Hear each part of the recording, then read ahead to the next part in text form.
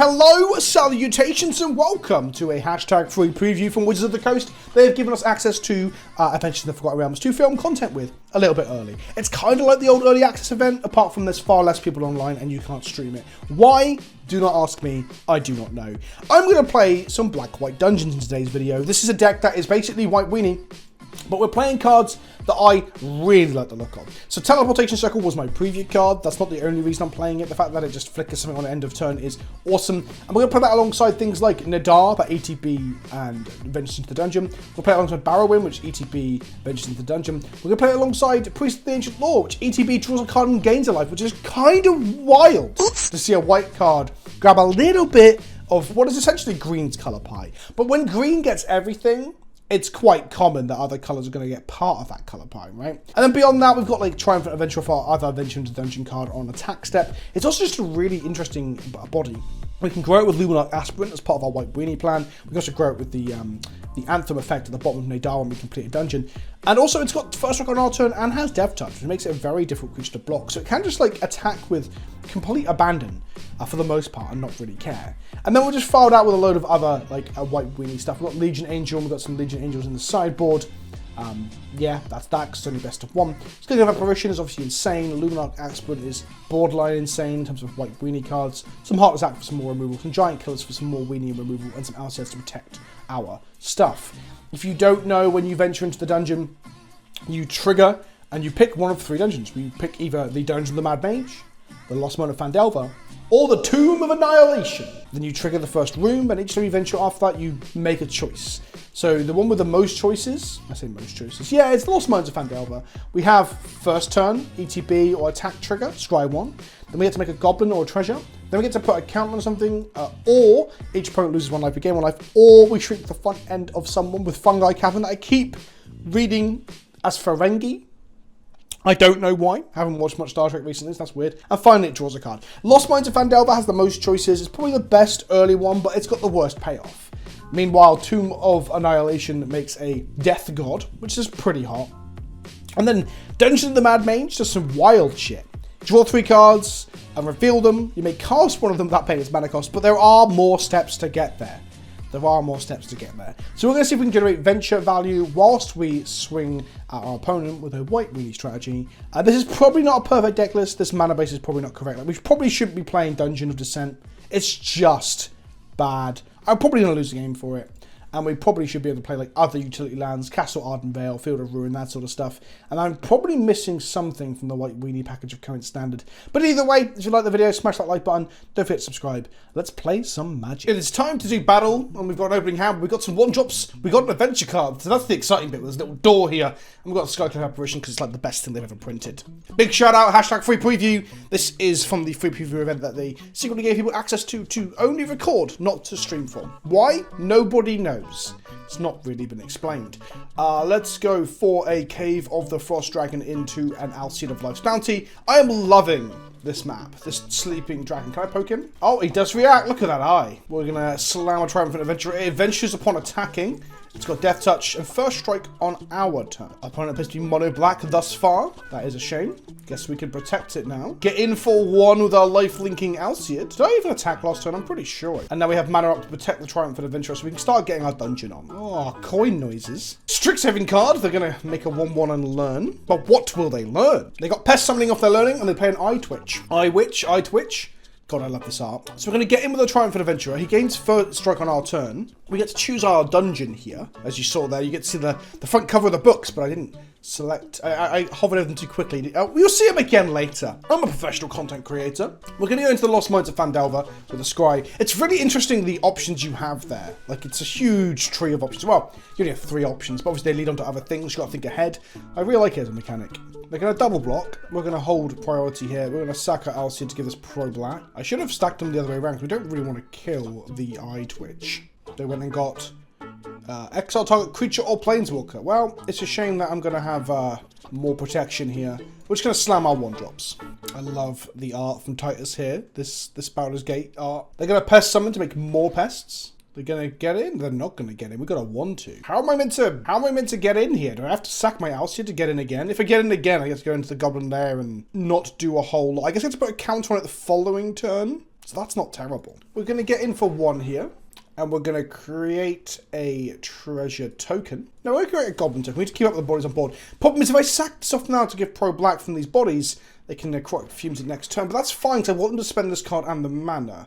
They're going to dump triple block. That's fine. We're gonna give pro black again. They gain a life off that, but I don't really care. I'm just trying to complete my dungeon. And then we're going to play another tapper. Oh, I love this art here as well for this goblin token. Village Rights, they're going to sack a body to draw some cards. They play a white.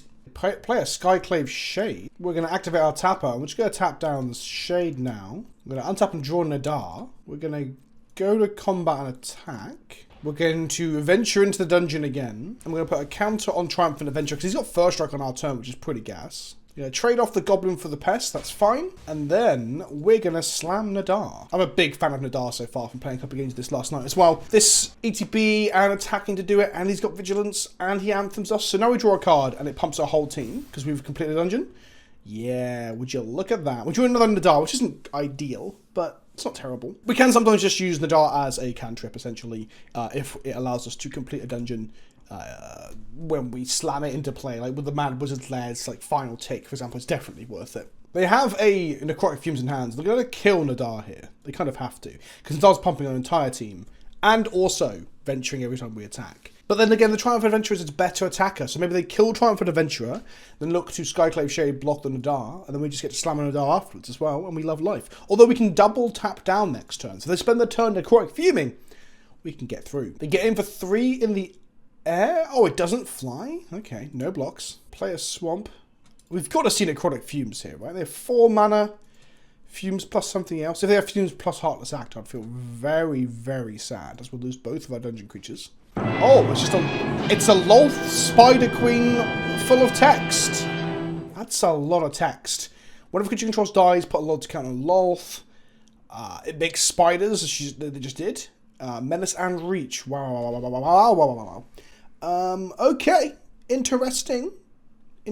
Can't kill that with Skyclave Apparition. So we're going to attack Lolth to kill her. And we're going to venture twice. Hey, as you can see, here's the book covers this time. Which is awesome. I love this shit.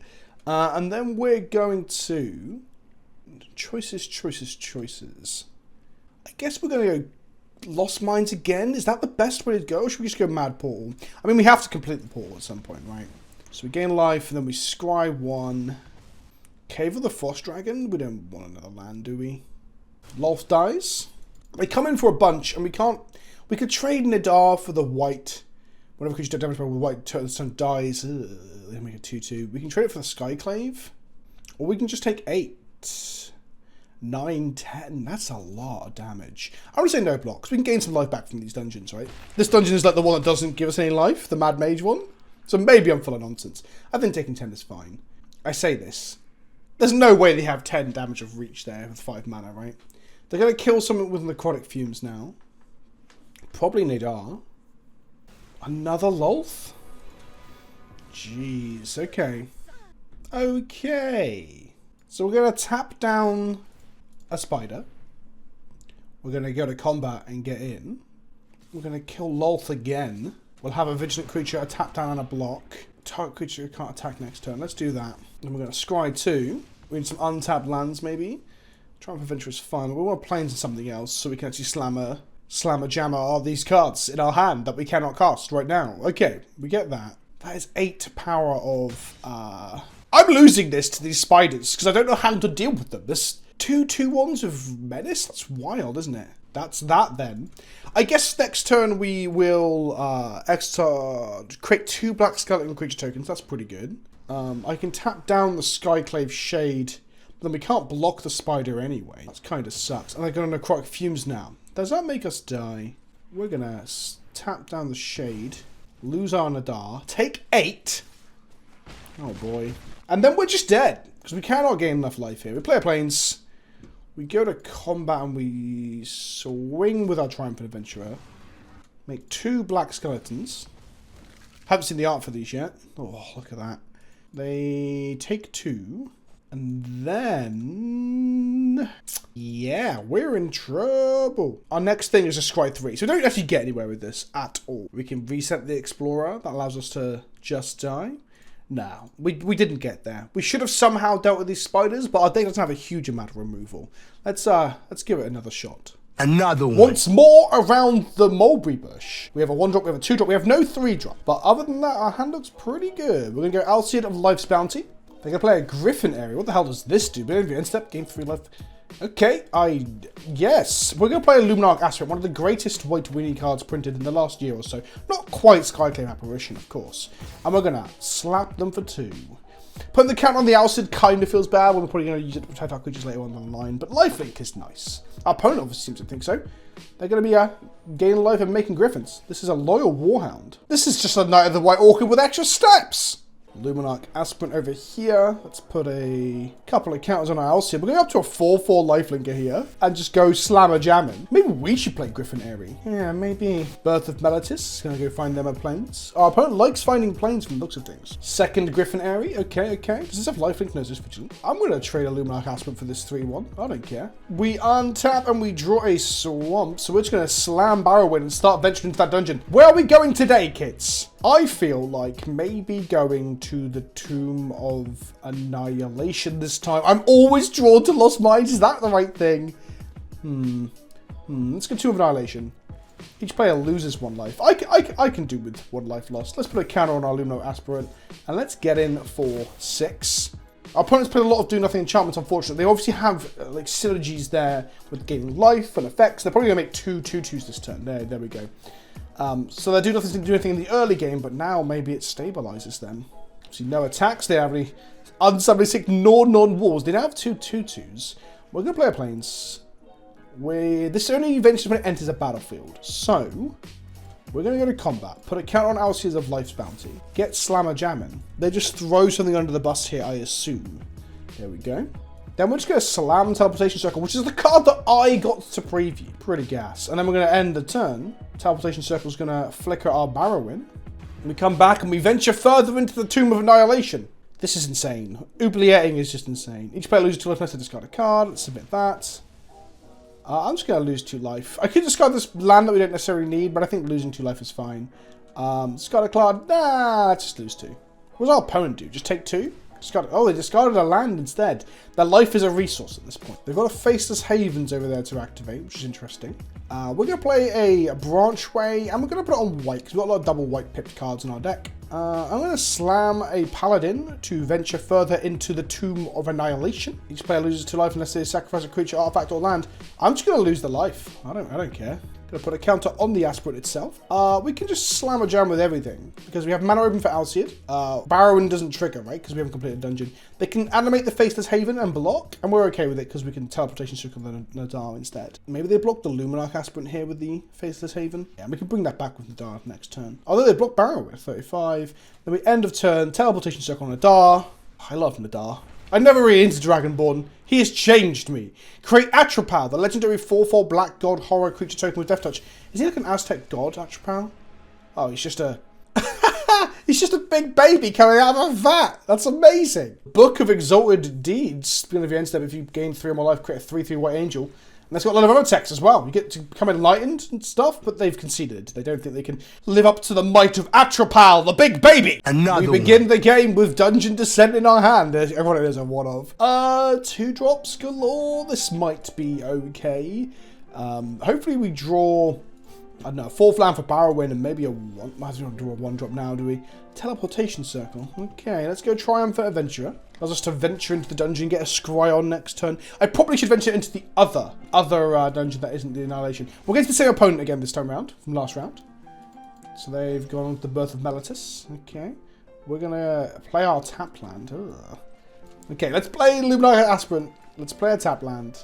Let's put a counter onto the Adventure, which is pretty good in a first striking Death Toucher, honestly. Venture in. We've done Tomb. We tried Lost Mines. Should we go into the Dungeon of the Mad Mage? Gaining 1 life is such a shit first trigger, isn't it? But the payoff is a lot. So yeah, let's do it. Bloop. We gain a life. We hit him for 2. Our opponent produces a wall and a loyal warhound, which will grab them the land because we have more lands than them. Knight of the White Orchid, straight into play. Oof. Not terrible, honestly.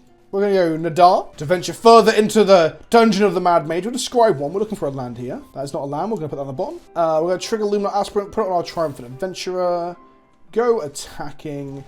It's got first strike. We're going to venture. We're going to create a treasure token, which will allow us to play teleportation circle next turn, which will turn Nadar into like a turbo dungeon venturer, as I like to call it. That's the official term in the D&D vernacular. Turbo dungeon adventurer. They come in with a loyal warhammer. We're going to say no blocks. We can take 3 here. They've played a Field of Ruin, which could kill our dungeon descent, but that's fine. Like, we'll never really only use it. It just slowed us down. We shouldn't be playing in the deck. This is the safest. I mean, a lot of them. A lot of the artifacts only activating at sorcery speed.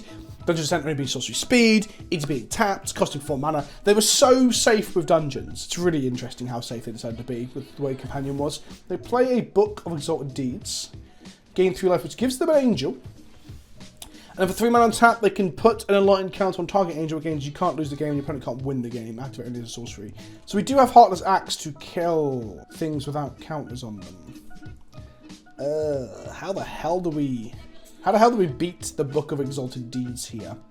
I'm not 100% sure, honestly. Oh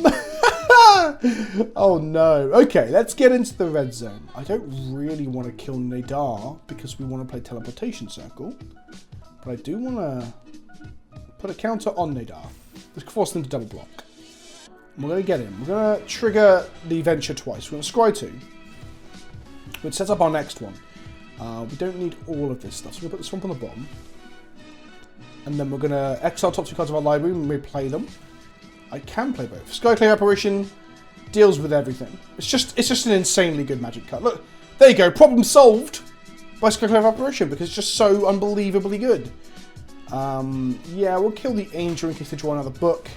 They kill Nadar, that's fine. Oh, it kills both of them because I pumped it. I forgot about that. Slam another Triumphant Adventure because it's not legendary. Card's pretty decent. As a 2-drop body, it's pretty decent. Snake Eye Plains from our opponent. Doomscar to destroy all creatures. They get a 3/3 out of this, that's fine. We're going to go Cave of the Forgotten Dragon. We're going to slam Barrowwind. Does that complete the dungeon? It doesn't complete the dungeon, but we scry 3. Scry 3 is pretty strong. ETB Scry 3, I'll take it. Giant Killer, and we don't want any lands. Do we even want Giant Killer? I'm unsure. And then we're going to pass the turn. When we complete the dungeon, Barrowwind will be able to bring back our beloved Nadar or Skyclave Apparition, which is pretty sweet. No blocks. Maybe I should try playing Nadar in Legacy and Modern. He's just cool, isn't he? He even looks cool. Okay, we take 3. Griffin Avery from our opponent, or Airy, should I say. Double Griffin Airy, okay. And then do they recover? Oh, 2 2/2s. Not bad, not bad. We're going to tap, we draw Giant Killer, so we're going to go Priest of... Well, are we going to go Priest of Ancient Law? Let's just slam Teleportation Circle and complete this dungeon. Play a tapper. No attacks. End of turn. Flicker Barrowwind. Out he goes, back in he comes. Trigger Mad Wizard's Lair. Draw 3 cards. Cast one of them without paying its mana cost. Let's play the Skyclave Apparition. And we're going to eat a Griffin Airy with that to stop them having too many 2/2s. That was a pretty strong finish. Now when Barrowwind attacks, it's going to bring back Nadar, so we'll get double venture there. Double Aspirate next turn as well to turn Barrowwind into a huge, thick, chunky 5/5 boy. I've always loved Dwarven Paladins. I know this is Cleric, but Dwarven Paladins have always been my jam. Like my longest running campaign of D&D that I played with Rob was 4th edition. We played for like a year or 2. I got to level 30. It was wonderful. I miss Ardric, my Dwarven Paladin. Very, very Dwarven name, Ardric. And Barrowwind, right? Pretty typical. Okay, they're slammer jamming a load of things into play. You know, Field of Ruin, my Dungeon Descent, that is fair enough. I'm playing the wrong swamp. We should play in the swamp with the wonderful Baldur's Gate art. They get in for a whole bunch here. That's not minimal damage, if that makes sense. No blocks this turn. We're going to 8. And then make a... Okay, let's go Pathway. Let's go Aspirant. We need to get Barrowwind outside of kill range, really, don't we? Do we just play another Priest of Ancient Law? I think we do. They could double block again, but we trade him for 2 bodies if we do that. We're going to go to combat. We're going to put a counter on Barrowwind. We're going to get in for 4. Trigger Barrowwind. We're going to... bring back Nadar, or we're going to bring back a Skyclave? Let's bring back Nadar. Right, where are we at here, my friends? I guess gaining life might actually be relevant here. Let's gain some life. We gain life. They're going to double block. We're going to kill both. We're going to play a Giant Killer. We're then going to flicker... We can venture again, or we can Priest of Ancient Lore again. Gaining life is good, right? We're going to gain life and draw cards. Oh, God, I love flicker value engines. Oh, look at this. Pop! You love to see it. We're getting to the point as well where we're making so many land drops that our giant killers are just going to tap things down forevermore, right? That's the plan. So they get in for 4. Not much we can do about it. We draw another Nadar. We're going to go Plains, Aspirant, going to go Combat. We're just going to slam counters into Nadar here to make him big. So they've got a Faceless Haven activation, so they have to like activate and double block. We're going to get in with Nadar. We're going to get in with... No, just Nadar. We're going to venture again. We're going to scry 1. Venture we don't need. We kind of need a removal spell, honestly. We are playing some Heartless Acts. We can obviously tap down if they activate Face if they're not going to. And then we're going to keep open our mana for a tap down. I guess we play a Nadar to venture further into the dungeon. We'll choose this one to keep. We're going to flicker... Oh, we get to make a treasure token. Actually, no, we can make a Griffin not be able to attack next turn. And then if we go further into the dungeon, we scry 2. Or we can just draw a card, gain a life. I think drawing a card and gaining a life is reasonable, because Nadar's currently a 5/5. It's going to be huge next turn. Gain life, draw a swamp. Pass the turn. We're going to tap down the other Griffin this turn as well. Or if they activate their Faceless Haven, we'll tap that down. I think we're gumming up the ground pretty well. It's just the skies that we have a problem with. And that might be something we do with the deck in future. It's just trying to improve it by putting something that can deal with these flyers. Before they go to combat, we're going to tap down this. Now, they can activate Faceless Haven, and I'll happily throw something under the bus to block that. So this can't attack. They're hovering over it. They've realised that it can't attack. Well, they send the 3/3 in. A second Griffin Avery in second main phase. The Book of Exalted Deeds, which is kind of scary, actually. We're going to go...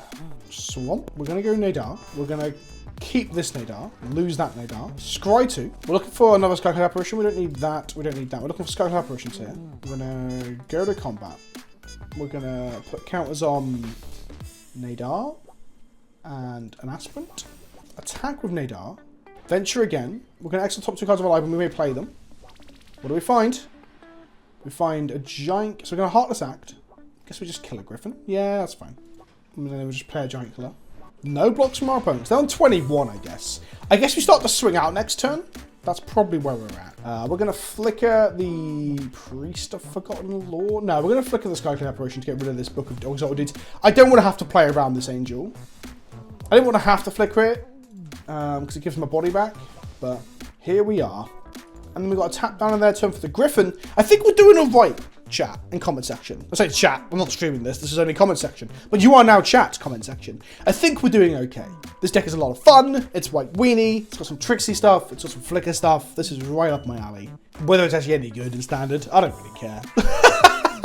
I'm not going to play a huge amount of Standard, let's be real. But I don't know, it seems like fun to do a bit of laddering with. They're going to pass to me. If they gain 3 life, they make 2 Griffins, which is a lot, honestly. In their end step, I'm going to tap down their 3/3. We draw another teleportation circle. Let's go to combat. Put a counter on this Luminarch Aspirant. Put a counter on this Luminarch Aspirant. They can double block down to kill stuff, I guess. So I'm going to tap down this illusion. Keep 1 giant killer back to tap down the Faceless Haven. I might even have a lethal, but math is... I don't do math. We're going to venture into the dungeon again. We're going to scry 3. I don't think we need another teleportation circle. We've already got 2 in hand.